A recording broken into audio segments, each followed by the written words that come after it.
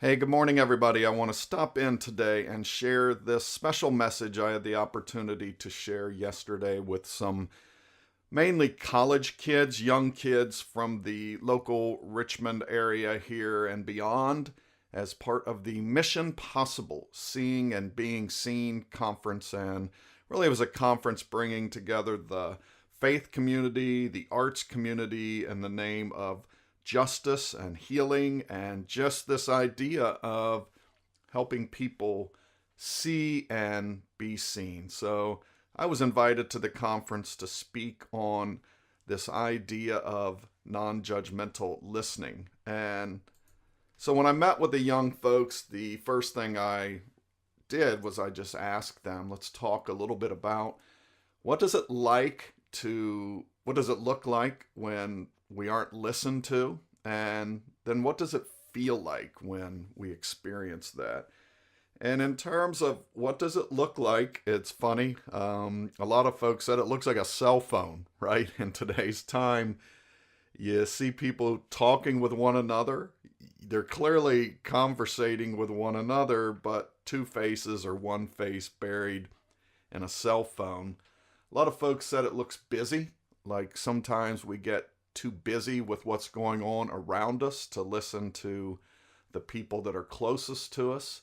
Sometimes it looks disinterested. Maybe somebody actually is engaged in listening, but they look completely a million miles away.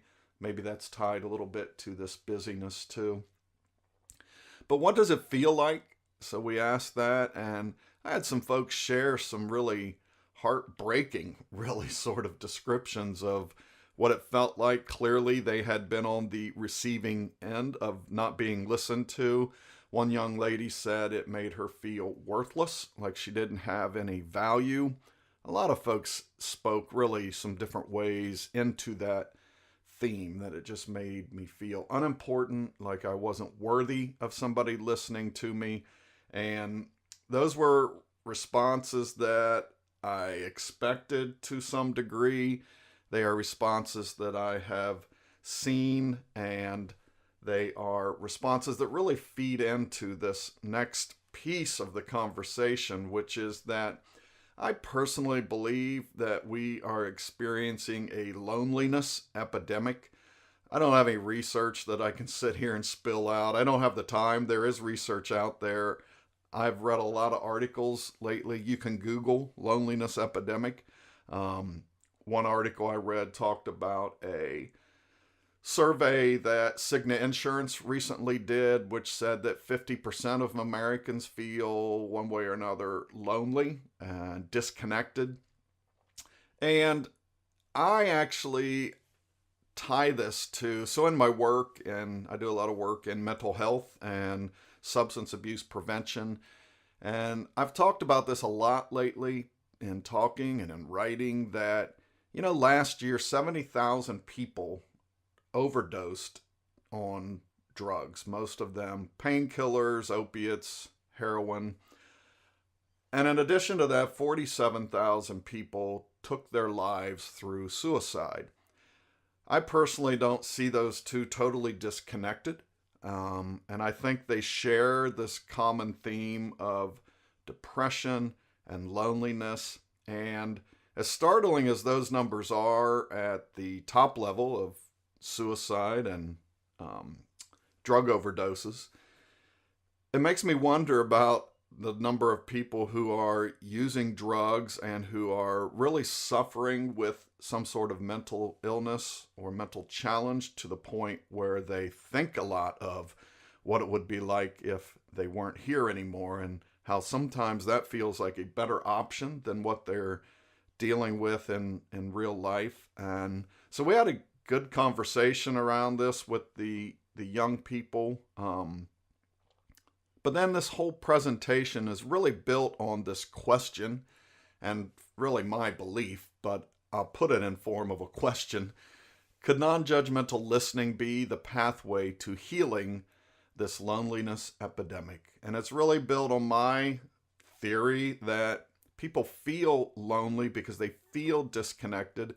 And I think that disconnected is coming from just not enough meaningful conversations. And I'm not talking Facebook conversations. Those aren't meaningful to me. Social media, I think, really plays into this a little bit about presenting a false connection when in reality folks don't feel that connection that kind of is portrayed through social media. And I'm not an anti-social media guy, but in this conversation, I do think it works a little bit against us. So I want to talk to you a little bit about where I got my passion for non-judgmental listening, at least where it was born. It's developed over time. I'm going to tell you a little bit of story. It certainly didn't in an instant make me a great non-judgmental listener, but it certainly set me on a path to understanding a little deeper the importance of how we listen to people, what that can mean to us. So this is a long story that I'm going to make a little bit brief. So I was a recent college graduate, and there's a lot of that story I'll cut out here, but recent college graduate meant I was a 30-year-old, so college took a little bit longer for me. There were a lot of struggles in that college process, those college years, but I was a recent college graduate, 30 years old. I am sitting back with this new business degree from Ohio State University. So back in the days when I was a job hunter, which was a long time ago, looking all the way back to when I graduated college, you had to look for a job in this thing called a newspaper, right? And a lot of you listening may not know what a newspaper is, at least not in terms of job hunting. Now we have all these digital sites. You can go plug your resume in and it does the work for you. I had to look for a job in a newspaper. So I had the Columbus Dispatch out and rifling through the job ads. And in the bottom corner of one of these pages in the jobs section, which really in a big paper like the Columbus Dispatch was many, many pages of these job ads. But in the bottom corner of one of these pages, in almost sort of a coupon sort of form, like this thing was really just calling me to look at it, was an advertisement for a job to work at this place called Eckerd Youth Alternatives. And it was a series of wilderness programs up and down really the southeast and up all the way up into northeast United States. But the particular site that I was looking at was in North Carolina, and this job ad basically said, hey, come work with groups of 10 young men, be a counselor, dedicate yourself 2 years of service.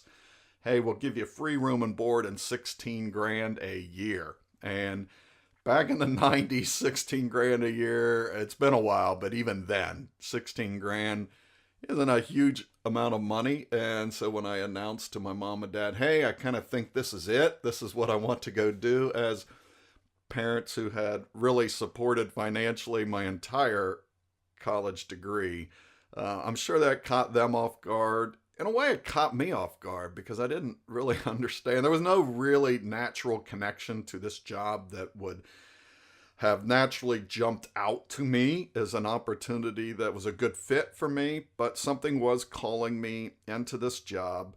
So as part of the interview for this role, you had to go live the life of this counselor. I mean, they wanted to make sure you knew exactly what you were getting into. So I did. I hopped on a plane, flew to North Carolina.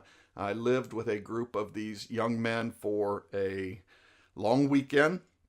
And I discovered there was a whole part of this world out there that I had no clue about. I saw things behavior-wise out of these young kids that I had never in my life seen. I heard them talk about problems I had never witnessed in my life. And it was a challenging weekend. But at the end of it, I sat down with the program director. He offered me a job, and I said, I'm all in. I thought at the time, wow, they must really be impressed with me to offer me such a challenging job. They must have seen something in me that made them think that, boy, this guy can come down here and do some real good things with these kids. In hindsight, I look back and realize I was really just a part of the original game of Survivor. I came to know if you could come and hang out with these kids for a long weekend and say, I'll do it, then they let you do it. And you'd survived. You had survived the first round of Survivor and you were welcome to the island. So I flew back to Ohio, and in 2 weeks, I turned around and went back. And to be honest with you, this isn't an attitude I'm proud of today, but I get it. I understand where this attitude came from a little bit better today than I did back then. But, I took this job because I fully believed the only thing missing in these kids' lives was me. They needed my education. They needed my upbringing. They needed everything I knew about life that they clearly had no clue about.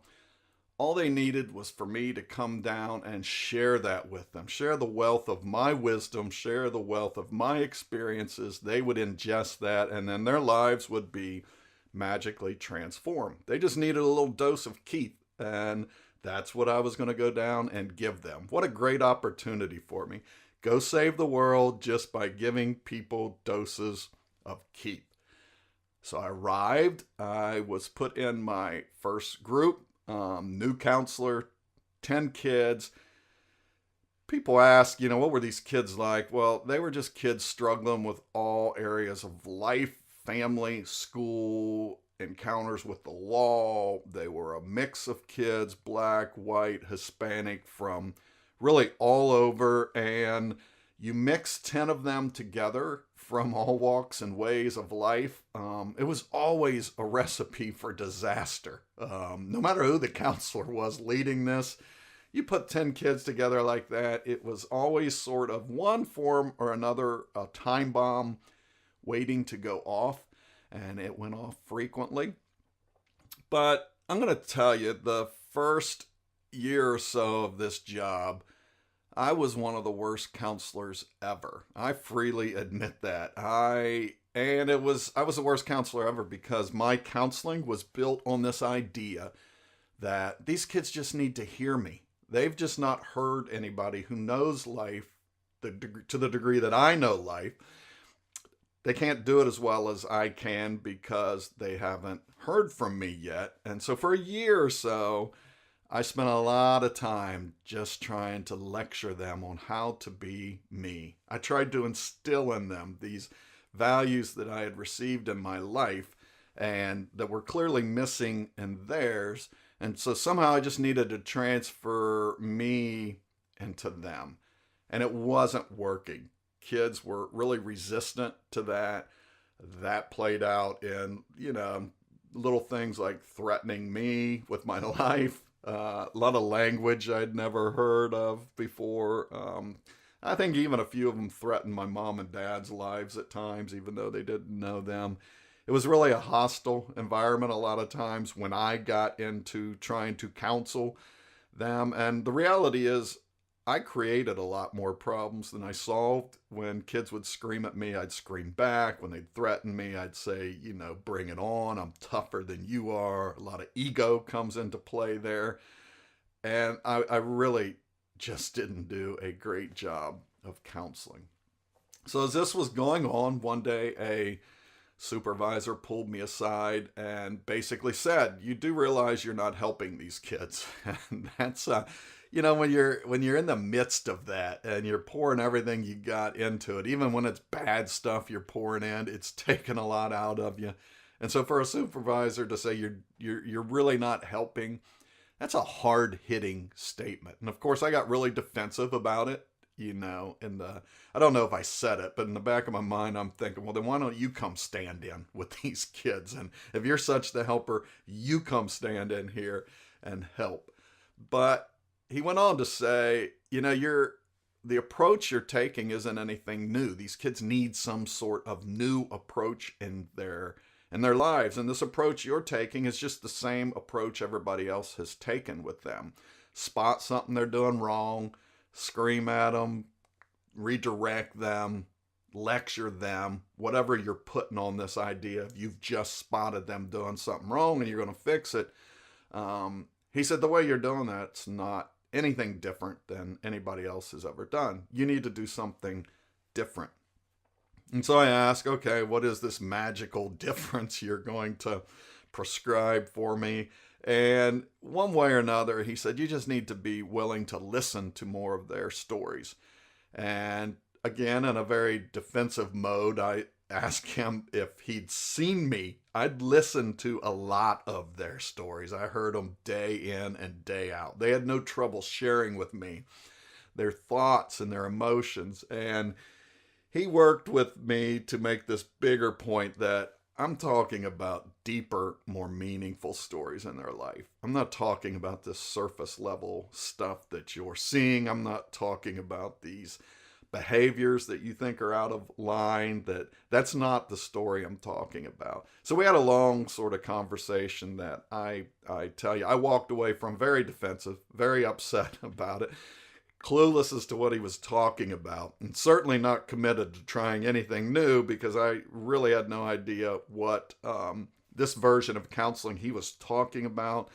I sure didn't know how to do it. I certainly didn't think it was going to be effective, where I sort of went on the defensive and accepted a lot more from them instead of, again, infusing a little bit of Keith in their life. And when it didn't work, just infusing it a little louder.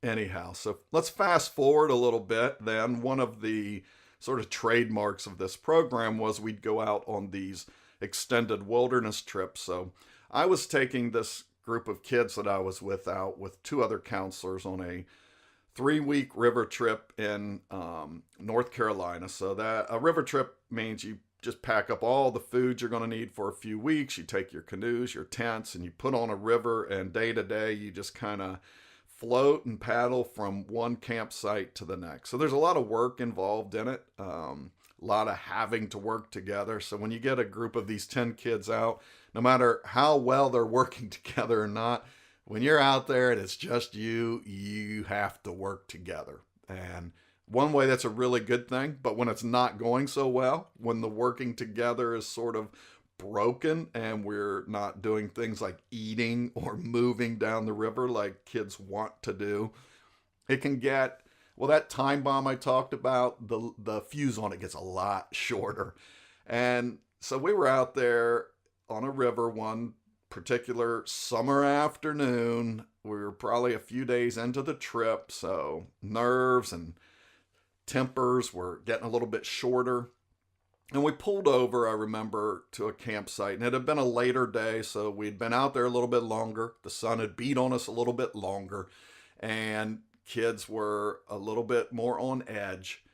So we pulled over and we're unloading the canoes, and one of the young guys, Mikey, got a little bit upset that some other guys weren't pulling their weight the way he thought they should. And so as things would go, often words were exchanged, and then as things would go, often punches were exchanged, and we just had this whole sort of melee breaking out, and counselors did what they do. We got involved and separated kids and kind of restored it to as much order as relative order looked like in those situations.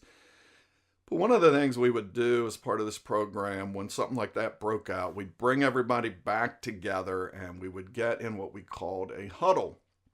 And a huddle looked very much like a Peyton Manning Denver Bronco huddle on the football field.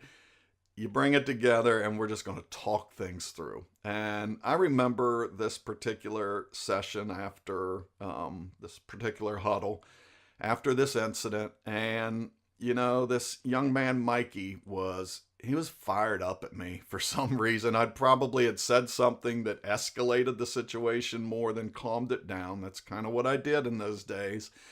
And he was clearly escalated. So even though we were all together in more order than we were, he was still pretty fired up. And he was calling me all sorts of names, probably threatening to enter my tent at night with an axe or something more fatal than that. But he was really upset with me. And, you know, in that moment when I was fixing to respond, you know, something popped into my head, and for me, it was sort of a divine intervention, because there's no way that nothing I'd done before put these words in my mouth that were about to come out.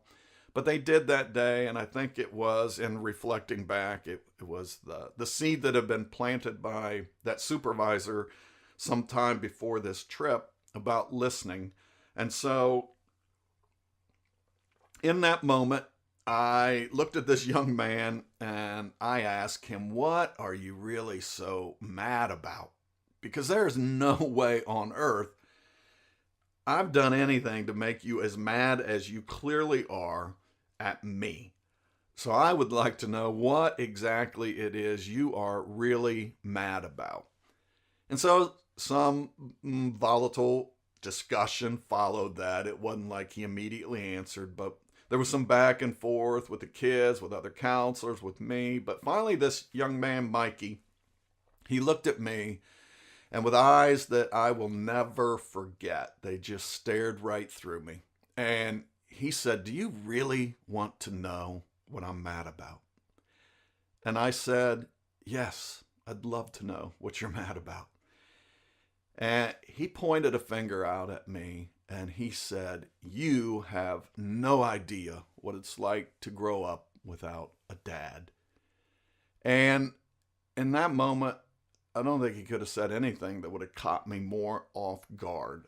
There was no conversation we had ever had along the line of working together that would have led me to expect that to come from him.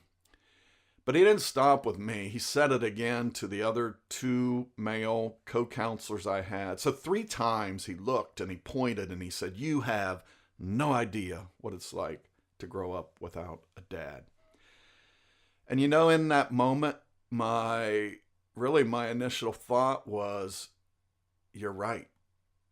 I didn't have any idea what it was like to grow up without a dad.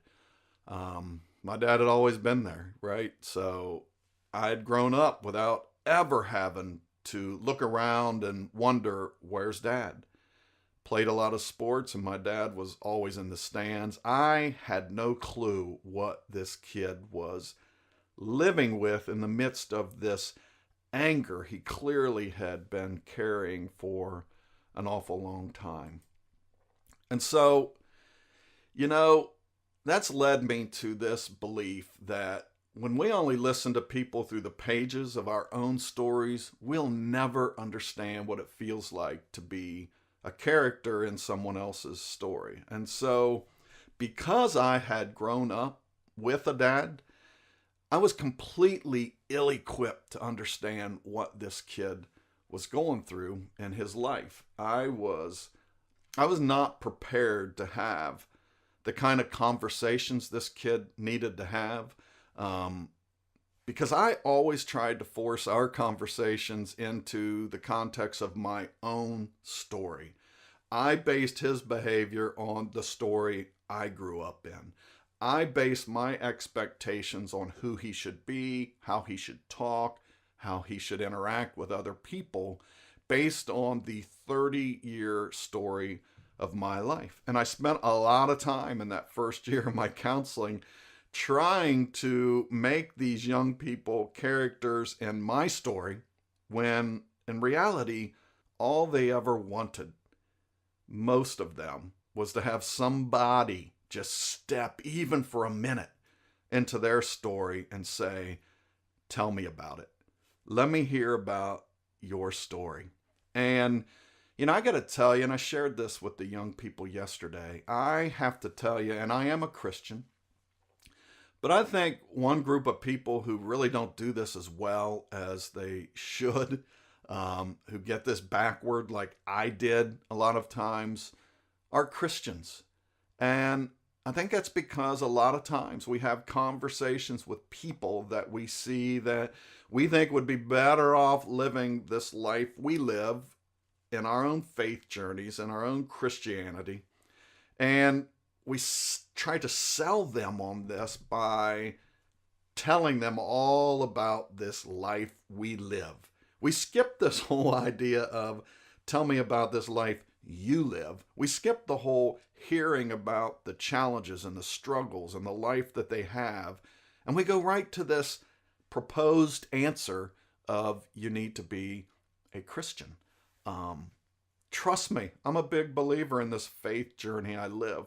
Trust me, there's beauty in this life that I live. And I believe that with Mikey. I believe that the life I was living was a better example of how to live than he was living. I believed it. And from the bottom of my heart, I really felt like his life would be better. He would feel better if he was living a life in closer alignment with mine. So I didn't come at this failed counseling approach I had with bad intentions or ill intentions, but I came at it with ignorance. And that's a real challenge sometimes. And my ignorance was, I really had no idea who I was talking to. I had no idea who this young man was, because I always spent my time telling him about my story. I always kept trying to bring him as a character into my story. I spent very little time in our discussions trying to understand who he was, what his story was. And, sometimes our privilege, and I look at it now and know that I was privileged, I was blessed, I was lucky, whatever term you want to put on having this life like I had with really no intent or design of my own.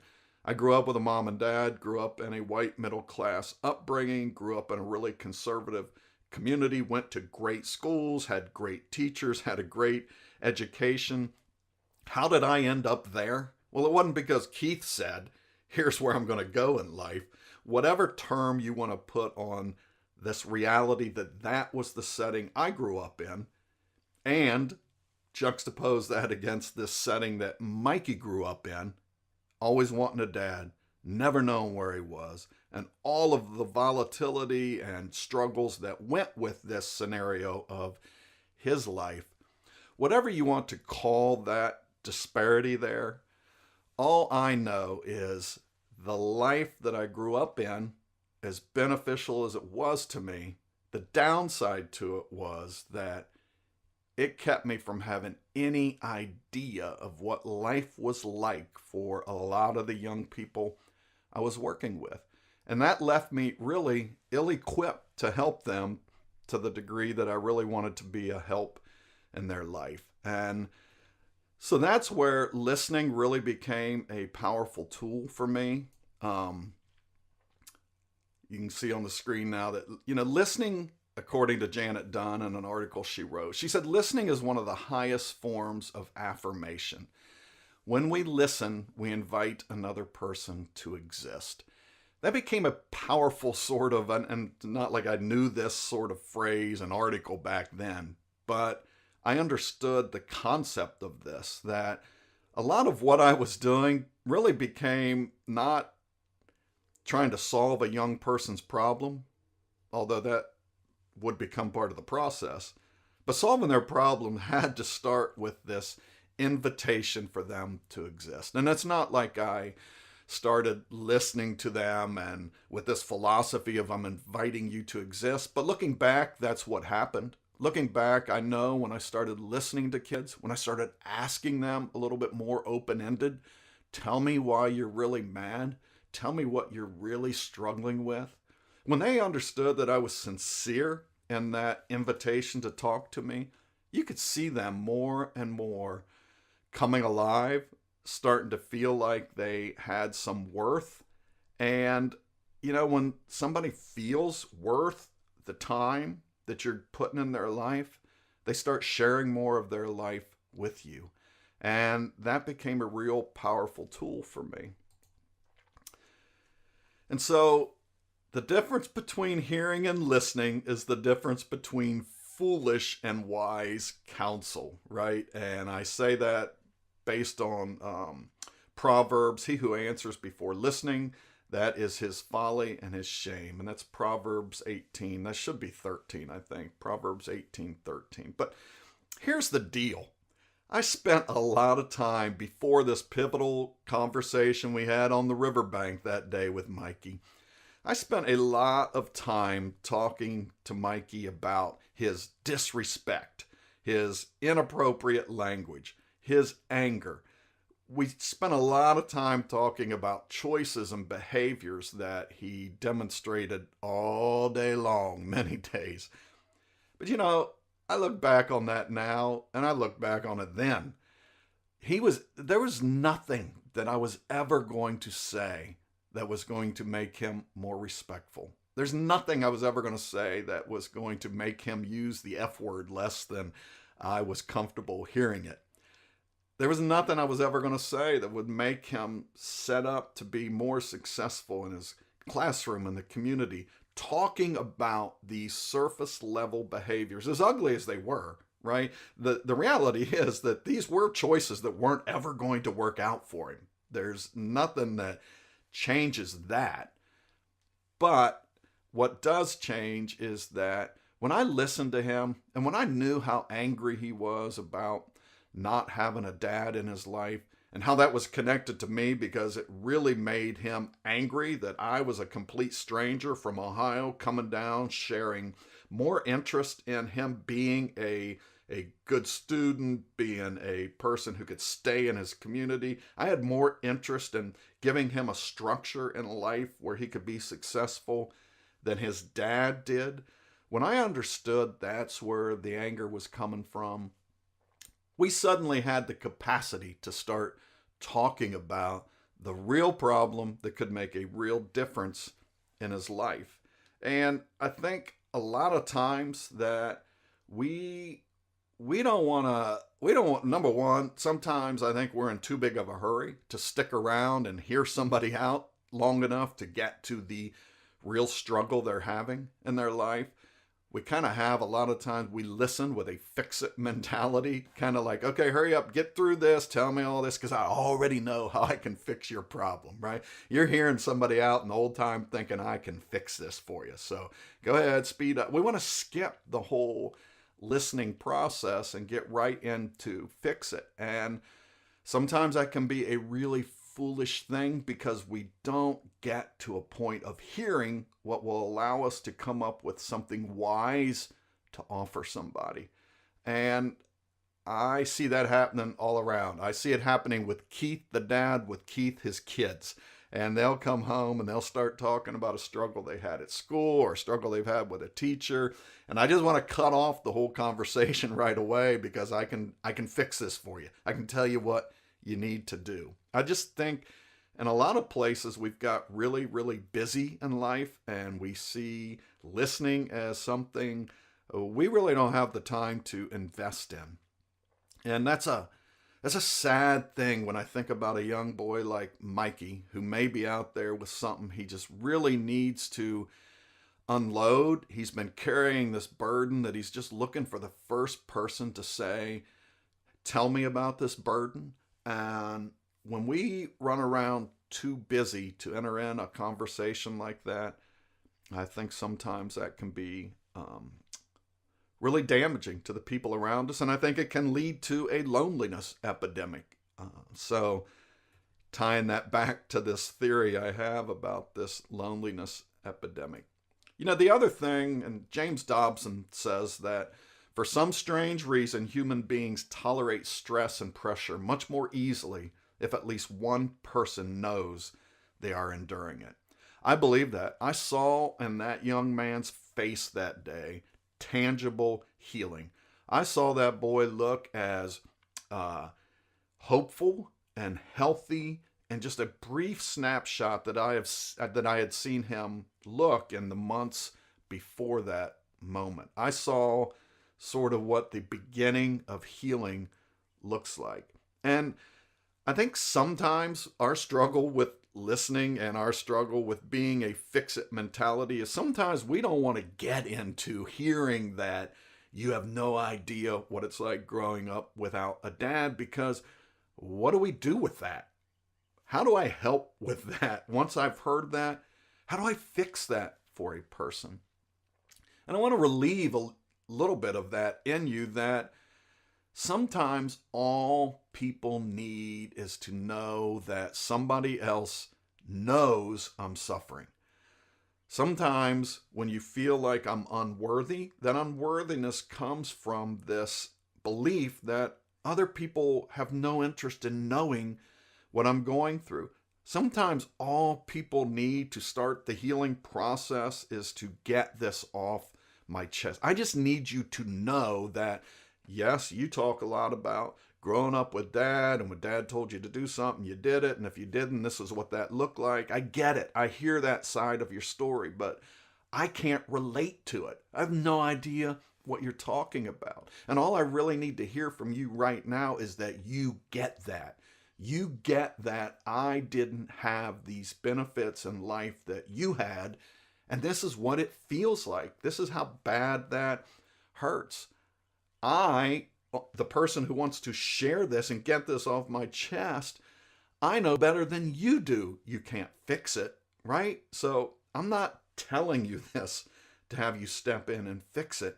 I'm telling you this just because I want one person to acknowledge I struggle with this. I want one person just to show me that the struggle I have is real. I don't want somebody to diminish the struggle I'm having down to something as simple as, here, let me give you some good advice how to act in your life and then just go do it. That completely minimizes the struggle that I'm having in my life. It completely minimizes the struggle I have day to day to get out there and live this kind of life you're talking to me about. Some days people just need to know somebody else gets it. And in a lot of cases, they just need to find that first person. There are so many people out there who need to get something off their chest. They're looking for that first person. And I'm telling you, that's what is so critical and so powerful about this whole non-judgmental listening piece. Because I always look back on my story with Mikey and I ask if when he said that, if he said, you have no idea what it's like to grow up without a dad, I wonder what would have happened if I had been judgmental in my response. Judgmental with maybe, dude, lots of people grow up without a dad. Get over it, right? Just make the right choices. This is what this is about. Or big boys don't cry. We have that sort of mentality a lot of times in raising our young boys, that toughen up, suck it up, get over it. And that's a very judgmental way of listening. And I look back and wonder if we, any of us, had been judgmental, and we weren't. There were grown men with tears in their eyes. There were young boys with tears in their eyes. He was met with a lot of compassion and non-judgmental listening. But I wonder what would have happened. Would he have ever unloaded that on somebody? If the first day he decided to share it, it was met with judgment, and then he never would have unloaded that again? I don't know. I think about that a lot, especially as I've come to understand the importance and power in non-judgmental listening. And when I know that I'm talking with people on a daily basis, and when somebody is sharing something particularly heavy, I always keep that in mind, that this may be the first person that they've ever just shared, that they've ever opened up, that they've ever invited into knowing, to being that one person who knows that they are enduring something hard. And that may be all that they need. So, as I have thought about this healing nature and non-judgmental listening, I always go to the Bible, because as a Christian, again, that should be our recipe book for how to incorporate healing into other people's lives. And this past week, I've really found myself in this story of Jesus at the well in Samaria, the Samaritan woman at the well. And it's a, popular story when we talk about the life and times and travels and teaching of Christ. But I read this story through this lens of non-judgmental listening this week. And so I want to share a piece of it. It's a much bigger story, but I want to break down some pieces of this story that are pretty critical to me in terms of attaching my faith to this value of non-judgmental listening. So Jesus is traveling to Samaria, and it says he came to a town in Samaria called Sychar, near the plot of ground where Jacob had given to his son Joseph. Jacob's well was there, and Jesus, tired as he was from the journey, sat down by the well. It was about noon. Now, I've read this story a lot of times before, but this week as I was rereading it, I wondered, and sometimes there are things written in the Bible and you wonder, why on earth is that even there? And the why on earth is this even there I got to looking at this week was, why was it that Jesus, tired as he was from the journey, sat down by the well put into this story? Why did we need this picture of a Jesus too tired really to even stand at the well, but he sat down? And then it was about noon. So it was about noon tells you it was the hottest time of the day. So not only was he tired, exhausted from all the walking, but he was hot, right? And so that sets the stage really for what's happening here. And for whatever reason, God felt it was important that we had this picture of not just Jesus at the well, but a tired and a hot and a worn down Jesus at the well. At the same time, there was a Samaritan woman who came to draw water. So I need you to know this piece too. It was about noon, the hottest time of the day. Most of the women would come draw water in a cooler part of the day. She was the only woman, I guarantee you, walking to the well this time of the day. And as we would get deeper into this story, we would understand why that is. This is a woman who had had 5 husbands in her life. She was currently living with a man who wasn't her husband. So this is a woman walking to the well with a lot of shame. This is a woman walking to the well alone because she didn't want other people to see her. This is a woman who didn't feel worthy of walking with her community to the well. She felt more like a life that had to hide from others. And so here's this tired and hot and worn down Jesus sitting at the well. And here comes a woman full of shame, hot and tired herself, I'm sure. And they're going to meet at this well. And when she gets there, Jesus said to her, "Will you give me a drink?" And then in parentheses in the scripture, it says his disciples had gone into town to buy food. And so, I sit here and I wonder why on earth do we need to know that the rest of the dudes he was walking with had gone off to Wawa to get something on their own and left him there. And I think God really wanted us to have this picture of this woman, tired, worn out, full of shame, meeting this Jesus, tired, thirsty, sitting at the well. It's just the two of them. And I think it's important as I read through this week to really get this sort of context behind this story we're reading. And so Jesus asked her, she's pulling up water, and Jesus asked her, "Will you give me a drink?" And so the Samaritan woman said to him, "You are a Jew and I am a Samaritan woman. How can you ask me for a drink? For Jews do not associate with Samaritans." So here's the oddity in this to her. Here's this man asking for water. Well, Jews went around Samaria. They thought so down on the Samaritan population, they wouldn't even go through their country. So here's a Jew in her presence that didn't make any sense to her. And the men didn't talk to women. That wasn't acceptable, especially in this setting where they're alone. And so she's really floored by this. Here I am, full of shame. I have to sneak off to get the water in the heat of the day so that nobody else has to be seen with me or associate with me. And then I come across this Jewish man who's not only going to talk to me, he's going to accept this water that I have. And so Jesus answered her when she said, "You're a Jew and I'm a Samaritan woman. How can you even ask me for a drink?" And Jesus answered her, "If you knew the gift of God and who it is that asks you for a drink, you would have asked him and he would have given you living water." And so, of course, Jesus, as we go on in this story, Jesus is referring to just this gift of life that comes through God. But listen to this, how he says that. And again, this is a Jesus who's tired and hot. And he says, if you knew the gift of God, right? And so he is saying, I know you don't know my story. I know this life you're living, and I know the context of your story is different than mine. I'm just saying, if you knew this story of mine, you would have asked me for a drink of this hope and this life that I have, and I would have given it to you. No matter who you are, I would have given you this gift. And she responds to that, Sir, you have nothing to draw with, and the well is deep. Where can you get this living water? You know, to me, this is really powerful because she engages in this conversation with Jesus. She goes on to get curious about what he's talking about.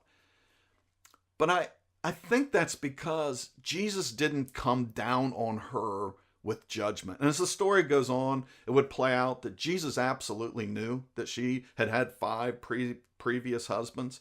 He knew that she was living with a man now who wasn't her husband. But nowhere in there does he come down on her with judgment. Nowhere does he jump in with, let me tell you my story, you need to come on over right away and start living this life I live or else. He listened to her. And I think that made a huge impact on the way this story unfolded. Because the way the story ultimately unfolds is this woman goes back to town. She leaves her water jug behind. She goes back and tells this whole town about Jesus. And then eventually Jesus would spend a couple of days there and a whole lot of people would get to know Christ and come to follow him. But, you know, if you read the story that simple, you're missing some questions to ask. You're missing some of the power in this because keep in mind, this is a woman who went to the well hiding. This is a woman who couldn't even face the people that she lived with because of who she was and the judgment that they put on her for how she was living her life. She goes and has this encounter with Christ at the well, just the two of them. A very humble conversation, a very non-judgmental conversation. And she goes back and tells these people about the encounter. And they listen to her. And not only did they listen to her, they came to follow up on this man that she was telling them about. Now, what kind of hope did she have in her faith? How on earth did this woman go back and talk to these people in a way that they gave anything she said any value at all? And I can't help but believe that it was written all over her face. There was just something in the way she said and she believed. And to me, it all goes back to what had happened. What would have happened if Jesus and his response to her would have come down with judgment, would have come across with shame, would have come across as, I'm not accepting this idea that you don't know the gift of God. What if he had just really imposed a lot of non-acceptance on her because of her story? But he knew her story, and he invited her into talking about her story, and he understood it. And, you know, I don't think this woman went back quoting scripture. I think she went back talking about this man who didn't even belong there because they didn't accept their people. And this man who had no right really even talking to her based on the fact, one, she was a woman, and then two, she was a woman full of shame and poor choices and living a life that didn't fit into Jesus' story. The fact that he would sit and, one, accept water from her and then carry on this conversation with her, I think that made such an impact on her life that when she went back, somehow the way she said it, somehow the way she shared that story came across with a level of hope and a level of excitement that these folks had never seen. And in turn, then they were able to follow up on what she said and come to believe in Christ. And so there's a powerful message in that to me. And I believe Jesus, if you read the stories, if you read the way he teaches, I think you'll see a lot of non-judgmental listening in his interactions with people. So I want to wrap this up and talk a little bit about what non-judgmental listening is. Just some things that we can take from these stories that I have shared, really kind of this attitude and the basics I see behind non-judgmental listening. So first and foremost, Non-judgmental listening conveys an attitude of acceptance and inclusion, both with the way we talk and our body language, the way we look at people when we're listening.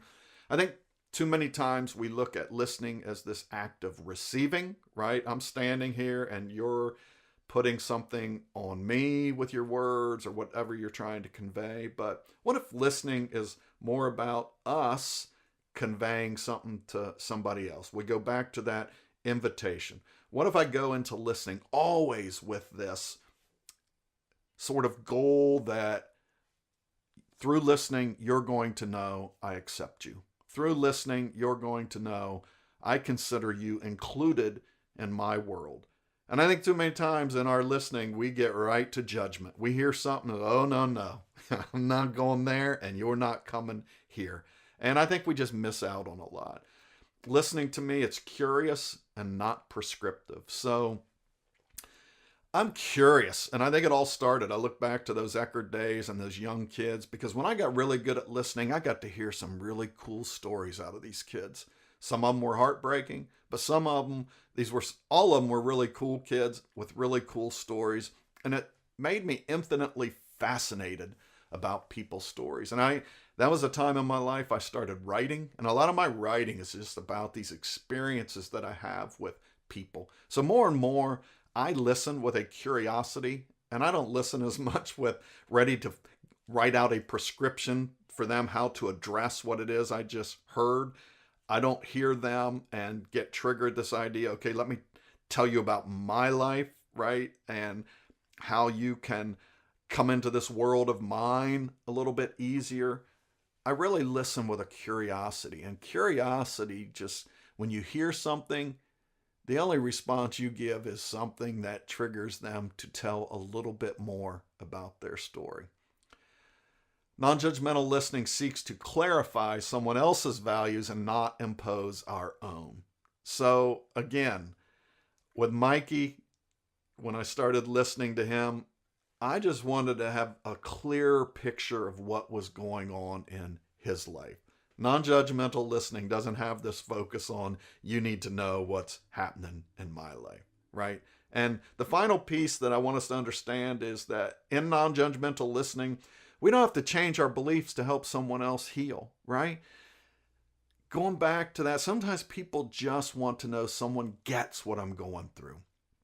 That doesn't mean I have to agree with the choices they're making. Trust me, when I heard what was really going on in Mikey's life, I wasn't suddenly a believer that, oh, okay, well, this is a great opportunity and an understandable position for folks to be disrespectful to adults. I didn't come around suddenly saying, okay, it's a good idea for you to lash out and threaten to kill people because you have so much anger. That's not the point in this. And I think sometimes when we are accepting of people and where they've been and what they're going through, there's sort of this cultural perception that you agree with what they're doing or you're excusing what they're doing. And that's not it at all. I didn't change a lot of the values I had, although I will tell you, over time, in getting better at listening people, there are some values in my life that have changed. But that doesn't mean that's what has to happen when we listen non-judgmentally to people. And this really comes down to this idea, and I threw this out to the young people yesterday. A lot of this comes down to how committed am I to helping other people heal? And this really separates us. Am I in this thing for me? Right? We can listen really two ways. Am I listening because I'm in it for me? Am I listening the whole time, figuring out how I can be the fixer? How I can bring somebody over to my way of thinking? Or am I listening to somebody thinking, how do I get out of this conversation and move on to the things that are really important? And I think it's really critical when we decide and what our motives are in listening. Kind of, am I in this for them or me? And if I'm in it, if I'm in life as a healer and with a passion for helping other people, I will come on to understand the importance of this whole idea of non-judgmental listening. So to wrap it up and kind of bring it back to this theory I have that we have a loneliness epidemic. And I think a lot of that loneliness is coming because we are not connected as a society as much as we used to be. Maybe we never have been, and I'm just figuring this out. But there are a lot of signs when we know that 47,000 people took their life last year through suicide, and drug overdoses add in another 70,000. And we know the life expectancy in this country is going down, and in other developed countries it's not, and that's all around these numbers of suicide and drug overdoses. And then if you believe at any level that those are the result of people feeling sad and lonely and disconnected, and then if you look at the research and say a lot of that sad and loneliness is most rampant in our young people, that's a scary thing to me, because it says while we're up here at the top dealing with death, overdoses, and suicides, and talking about how do we prevent that without ever acknowledging that there's a deep hurt beneath all of that. And a lot of it is being passed down and carried on mostly in our young people.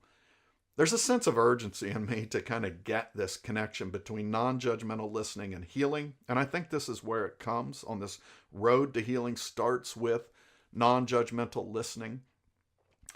And to me, there is no greater character quality in anyone, and I certainly value it most in myself because I wasn't an empathetic person at one time, and I think today I am at least more full of empathy. And the value I've discovered in empathy, and empathy is different from sympathy, right? When I first heard Mikey's story, sympathy would be that's a really sad story, and I feel bad about that for him. His story makes me sad.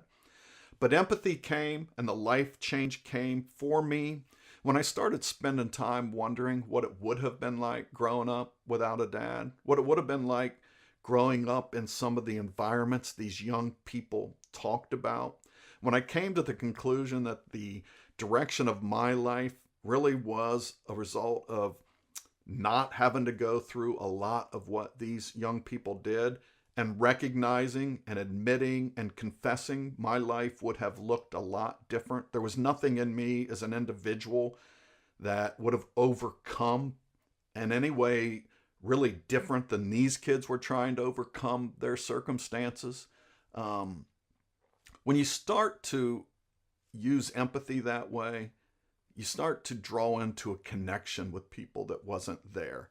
And I will tell you, Mikey was much more open in his conversations. I'm not going to sit here and tell you he never cussed again. I'm not going to tell you he never threatened to kill me again. I am going to tell you, though, he was a different kid in that I saw him willing to talk more than he ever had before. And it's in that connection that he had with me and with others, because we were willing to accept that this was his struggle, that we were willing to put ourselves in it and say, dude, and this is when I tell people that this is how I knew I changed as a counselor. I'd listen to kids like Mikey tell me their stories and think, you are one screwed up kid.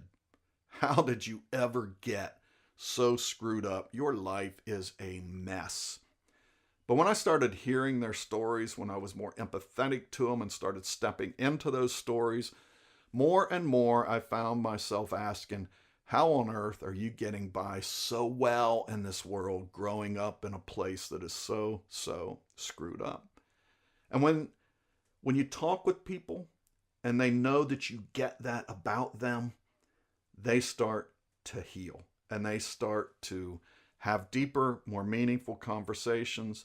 And my hope is that in that process, they're less lonely, they're less sad, and they're more likely to make healing choices in their life that we were fighting for all along. So I thank you today. I hope this has been meaningful to you. I am passionate about this idea of non-judgmental listening. I'm on a journey towards it. I'm telling you, I listen with judgment still more often than I'm pleased to admit, but I understand the value in it, and I'm on this journey from non-judgmental listening to empathy, to having deeper connections with people in the name of healing. And I just hope that maybe you're a little closer after listening to this to jumping on that road with me. So I appreciate you coming along on this conversation today, and y'all have a great day.